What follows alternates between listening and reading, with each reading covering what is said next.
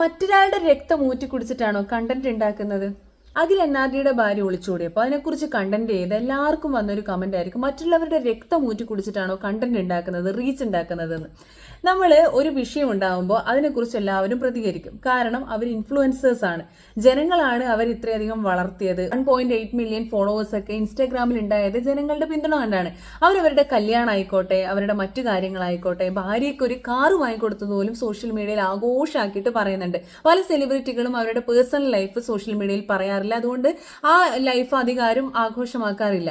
അപ്പൊ ഇങ്ങനെ എല്ലാ രീതിയിലും സോഷ്യൽ മീഡിയയിൽ സ്റ്റാറായി നിൽക്കുന്നവർക്ക് എല്ലാ പിന്തുണയും കൊടുത്തപ്പോൾ അവരുടെ ലൈഫിൽ ഒരു ട്രാജഡി വന്നപ്പോൾ എല്ലാവരും അതിനെക്കുറിച്ച് പ്രതികരിക്കും. അത് സ്വാഭാവികമാണ്. ഒരാളുടെ വായ നമുക്ക് മൂടിക്കെട്ടാം, 1000 പേരുടെ വായ നമുക്ക് മൂടിക്കെട്ടാൻ പറ്റില്ലല്ലോ. ഈ നെഗറ്റീവ് കമന്റുകളൊന്നും ഇടുന്നവരോട് എനിക്കൊന്നും പറയാനില്ല. പക്ഷെ കുറെ കണ്ടന്റ് ക്രിയേറ്റേഴ്സ് പറഞ്ഞു ഇതൊന്നും ശരിയായിട്ടുള്ള കാര്യമല്ലെന്ന്. ഒരാളുടെ രക്തം ഊറ്റി കുടിക്കുന്നതൊന്നും ശരിയായിട്ടുള്ള കാര്യമല്ല. പക്ഷെ ഒരാളുടെ അഭിപ്രായം പറയുന്നതിനോട് എനിക്കൊന്നും ഒരു തെറ്റായിട്ട് തോന്നുന്നില്ല. കാരണം ഞാൻ 2 ദിവസത്തിന് ശേഷമാണ് എൻ്റെ ഒരു അഭിപ്രായം പറഞ്ഞ വീഡിയോ ഇട്ട് ഒരുപാട് തെറികൾ വന്നു.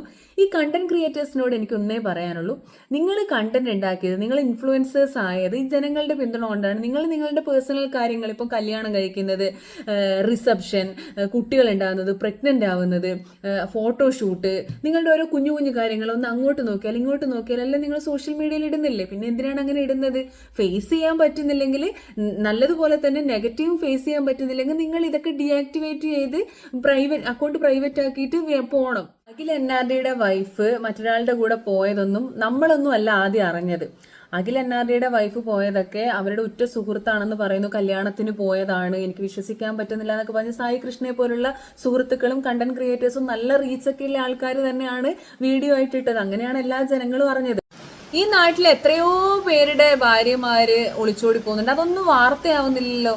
പക്ഷെ ഒരു സെലിബ്രിറ്റി ആണോ, അവർക്ക് ജനങ്ങളാണോ അവരെ വളർത്തിയത്, അത് വാർത്തയാവും, അത് ചർച്ച ചെയ്യപ്പെടും. അത് ഇന്നോ ഇന്നലെയോ തുടങ്ങിയതല്ല.